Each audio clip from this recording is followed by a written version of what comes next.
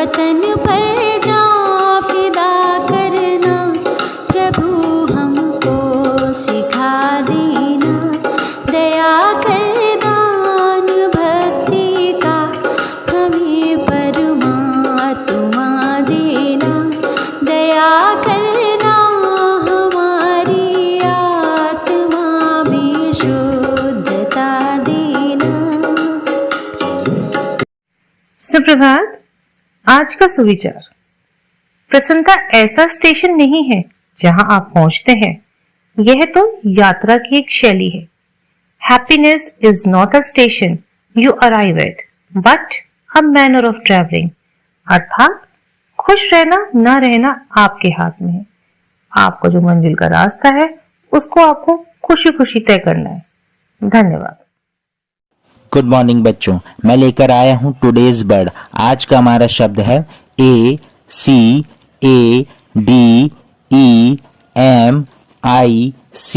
Academic. बच्चों, academic शब्द का हिंदी अर्थ होता है शैक्षिक या शैक्षणिक। तो आइए जानते हैं इसको एक सेंटेंस के माध्यम से।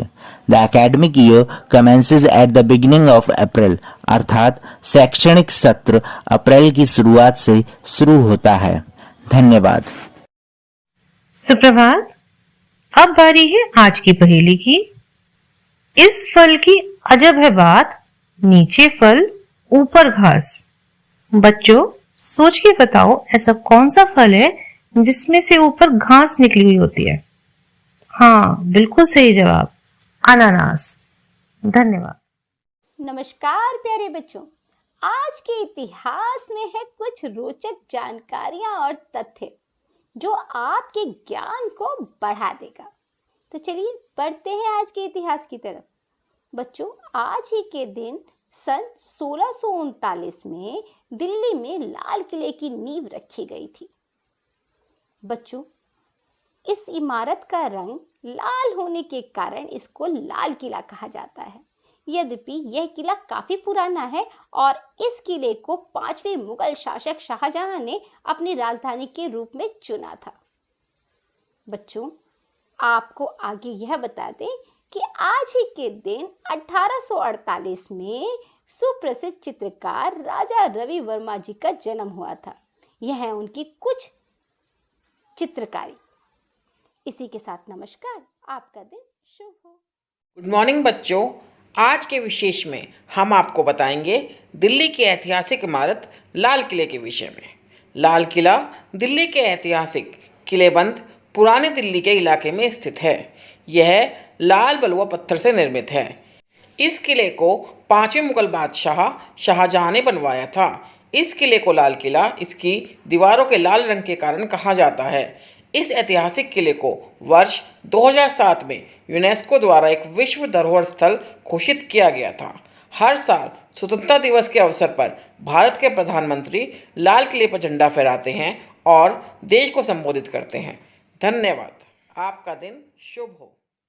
सवेरी का नमस्कार। वक्त है आज की प्रश्नोत्तरी का और आज की प्रश्नोत्तरी आधारित है भारत के प्रमुख स्थानों के भौगोलिक उपनामों पर।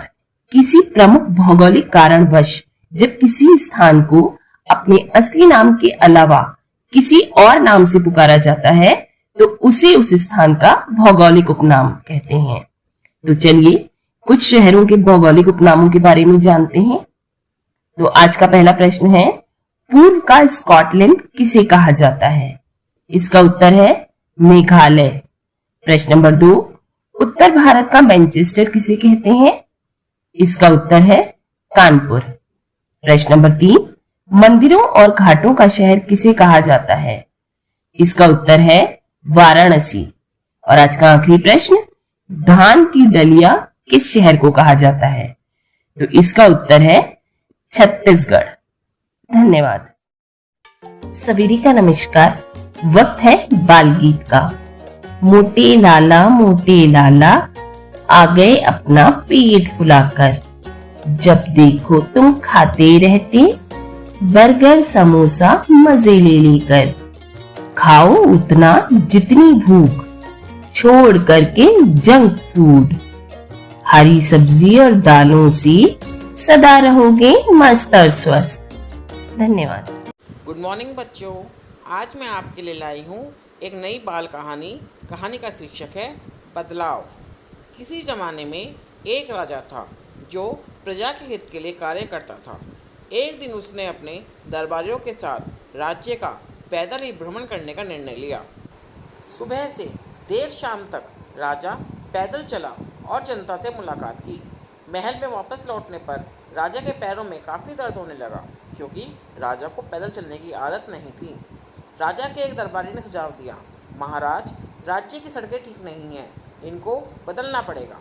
राजा ने निर्णय लिया, क्यों न चमड़े की सड़कें बनाई जाएं, जिन पर बिना तकलीफ चला जा सकेगा। सड़कों के लिए बड़ी मात्रा में चमड़ा चाहिए था। वहीं राज्य काफ़ी धन भी इस परियोजना पर खर्च होता।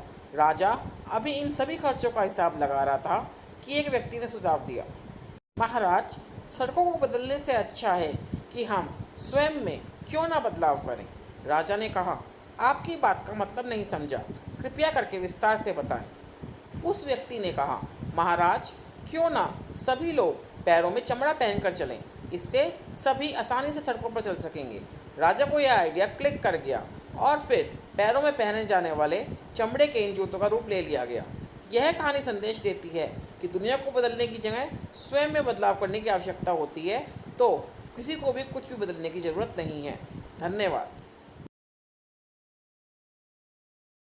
नमस्कार, मैं प्रेम वर्मा। आज मोटिवेट और सेल्फ का विषय है मिशन अभ्युदय का अर्थ। अभ्युदय का शाब्दिक अर्थ होता है सूर्योदय और इसे उन्नति या उत्थान, उत्तरोत्तर वृद्धि या लाभ, आरंभ, कल्याण, मनोरथ की प्राप्ति आदि भावों के लिए भी प्रयोग किया जाता है।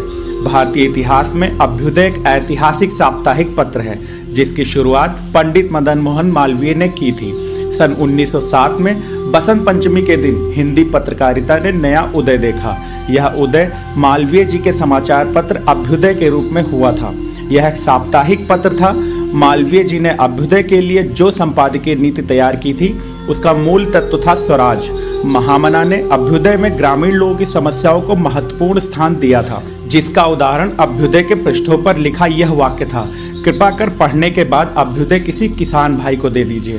प्राथमिक शिक्षा का कार्यक्षेत्र भी ग्रामीण परिवेश है। शिक्षण हमारा धर्म और बेसिक शिक्षा में उन्नयन हमारा उद्देश्य है। इसीलिए इस मिशन का नाम अभ्युदय रखा गया। इस मिशन के लक्ष्यों को पूर्ण करने में अपना योगदान देने के लिए आप सभी शिक्षकों का स्वागत है। धन्यवाद। आपका दिन शुभ हो।